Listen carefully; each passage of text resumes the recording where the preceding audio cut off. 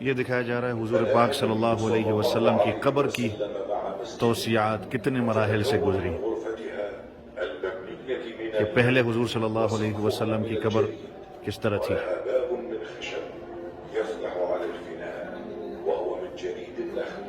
ولا سقف له وله باب من الجهة الغربية يفتح على المسجد النبوي. المرحلة الثانية دوسرا مرحلہ حضور پاک صلی اللہ علیہ وسلم کی قبر مبارک پر پردہ لگانا جو عائشہ رضی اللہ عنہا کی طرف سے لگایا گیا تھا.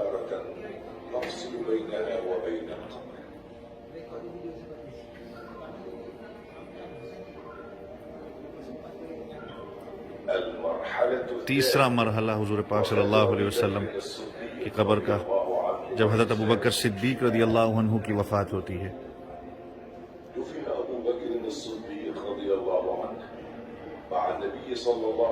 جب ان کو حضور پاک صلی اللہ علیہ وسلم کے پہلو میں دفن کیا گیا تو حضرت عائشہ رضی اللہ عنہا نے پردہ تھوڑا سا آگے کیا.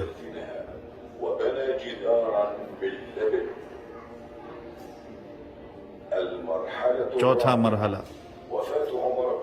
عمر رضی اللہ عنہ کی وفات جب ہوتی ہے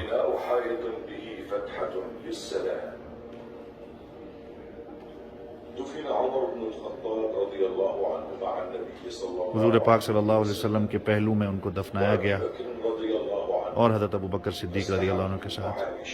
حالانکہ وہ نامحرم تھے ام المؤمنین کے لیے تو انہوں نے دیوار بنا لی ام المؤمنین عائشہ رضی اللہ عنہ نے.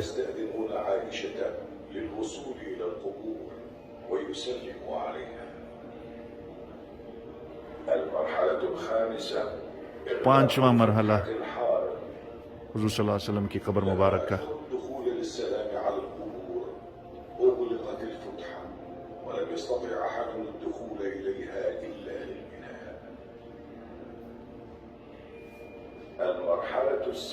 چھٹا مرحلہ ام المؤمنین عائشہ رضی اللہ عنہ کی وفات اور دروازہ حجرے کا بند کر دیا گیا. پھر اس کے بعد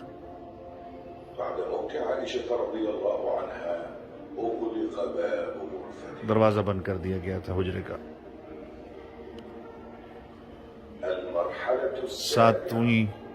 ساتواں مرحلہ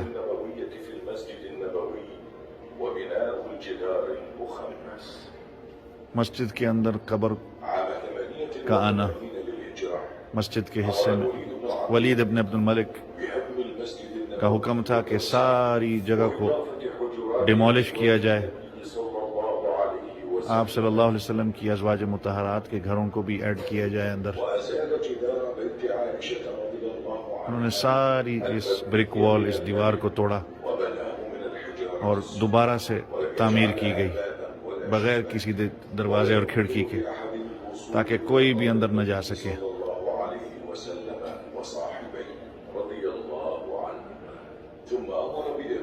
اس کے بعد ایک اور مزید دیوار بنائی گئی.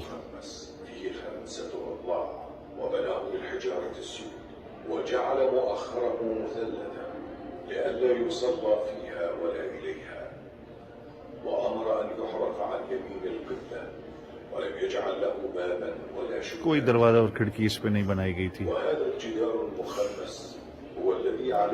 اور پھر اس کو پردے سے بند کر دیا گیا. اور یہ آج جو قبر جو ہے حضور پاک صلی اللہ علیہ وسلم کی جو روضہ مبارک ہے وہ آج اس طرح ہے. اس کو آپ دیکھ سکتے ہیں.